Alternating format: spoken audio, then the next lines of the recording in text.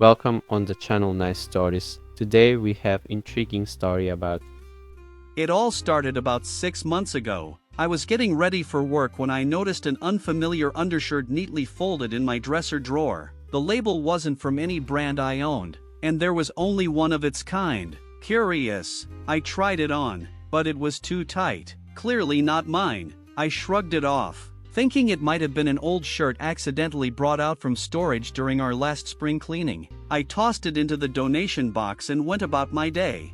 2 months later, after a grueling week attending a local conference that had me out of the house from 6 a.m. to 11 p.m., I found a pair of men's jeans folded on top of the dresser. They were definitely not my size and from a brand I'd never worn. Puzzled, I asked my wife about them. She seemed genuinely confused and suggested they might belong to a visiting family member. We reached out to recent guests, but no one claimed them. A knot began to form in my stomach, but I decided to trust her. I disposed of the jeans and tried to put it out of my mind. But this morning was the tipping point. Returning from an out-of-town business trip, I opened my closet to find a men's polo shirt hanging neatly among my clothes. It wasn't mine, it was a style I'd never wear. From a store I hadn't set foot in for over a decade. My heart pounded as I took it off the hanger. The coincidences were becoming too frequent to ignore. I confronted my wife as she sipped her morning coffee. "Whose shirt is this?" I asked, holding up the polo. She looked up, a flicker of surprise in her eyes. "I don't know. Isn't it yours?"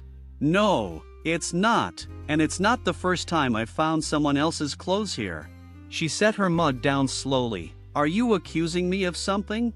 "I'm just trying to understand why men's clothing that doesn't belong to me keeps appearing in our house, especially when I'm away." She bristled. "So you think I'm cheating on you?" "I didn't say that, but can you explain how else this could be happening?"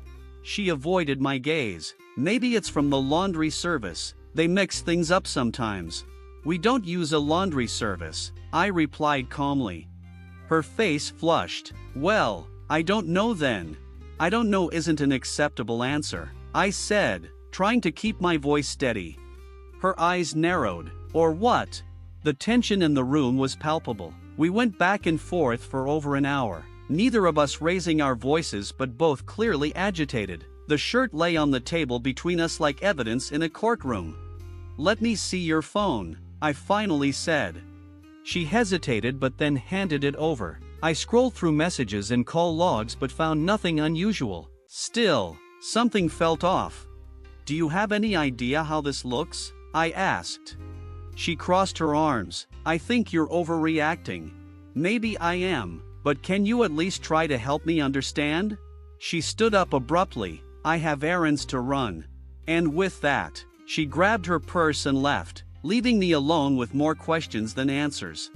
Later that day, I decided to do some investigating of my own. I checked the home security system, but the footage from the days I was away had been erased. Our digital assistant logs showed unusual activity during odd hours. I even noticed that the mileage on her car didn't add up with the places she claimed to have been.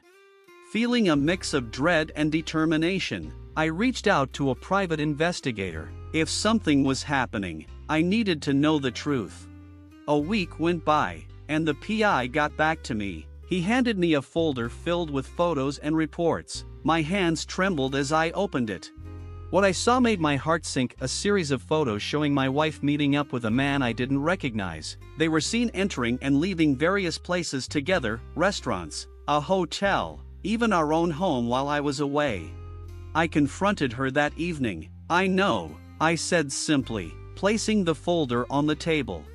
She looked at it and then back at me, her eyes welling up with tears. "It's not what you think."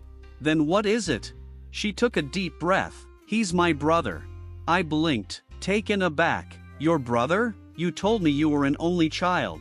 "It's complicated," she whispered. "I found out about him recently. He's from my father's first marriage. I didn't know how to tell you."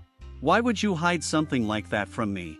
Because he's not a good person. He's been blackmailing me." My mind raced. "Blackmailing you? For what?" She looked down. "Our family has secrets, things I'm not proud of." He threatened to expose them unless I gave him money. Why didn't you come to me? I was scared. I thought I could handle it on my own. I sat down, trying to process everything. So the clothes?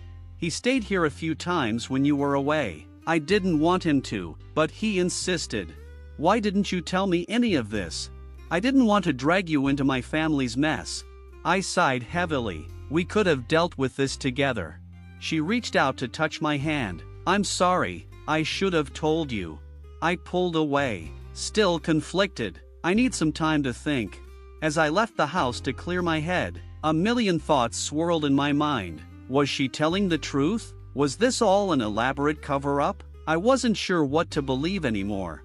Just then, my phone buzzed with a new message from an unknown number. There's more to the story than she's telling you. Meet me if you want the truth. I stared at the message, a chill running down my spine. The rabbit hole was getting deeper, and I had a feeling my life was about to change forever.